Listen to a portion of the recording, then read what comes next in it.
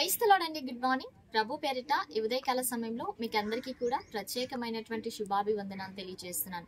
ప్రియ దేవుని బిడ్డలారా, మీరందరూ బాగున్నారు కదా?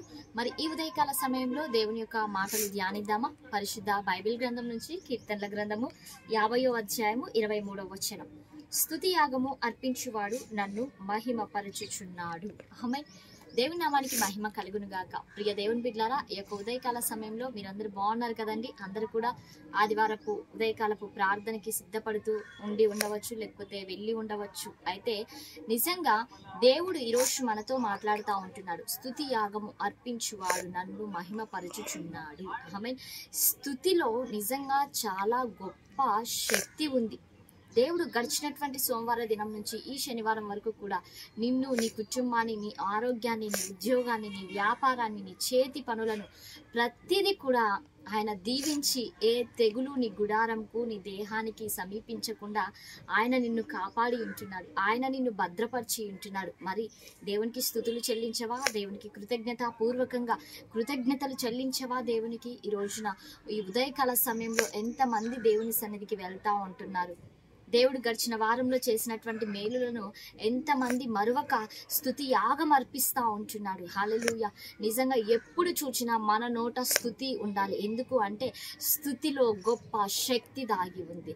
స్తుతి నువ్వు ఎప్పుడైతే ఏ పరిస్థితిలోనైనా దేవుని స్తుతించగలిగినట్లయితే ఆ పరిస్థితిలో పరిశుద్ధాత్మ దేవుడు నువ్వు స్తుతించడం మూలాన నిజంగా ఆయన నీ యొక్క ప్రతి పరిస్థితిని కూడా నీకు అనుకూలంగా మార్చనై ఉంటున్నాడు. ప్రియ దేవుని బిడ్డలారా, ఎప్పుడు నువ్వు ఏ పని చేసుకుంటున్నా, నువ్వు ఏ చోట ఉన్నా, ఎక్కడ ఉన్నప్పటికీ కూడా ఎప్పుడు నీ నోట నుంచి దేవునికి స్తుతులు చెల్లించేటువంటి అనుభవం మనము కలిగి ఉండాలి.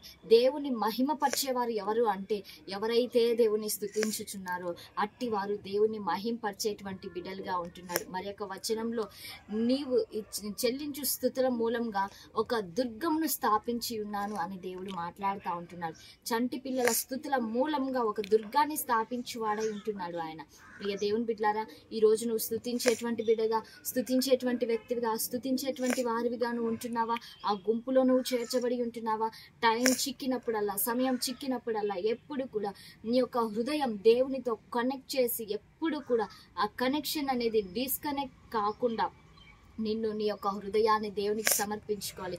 ఎప్పుడు కూడా స్తుతి యాగం అర్పిస్తూ ఆయన సన్నిధిలో నీవు ముందుకు కొనసాగించబడుదువు గాక.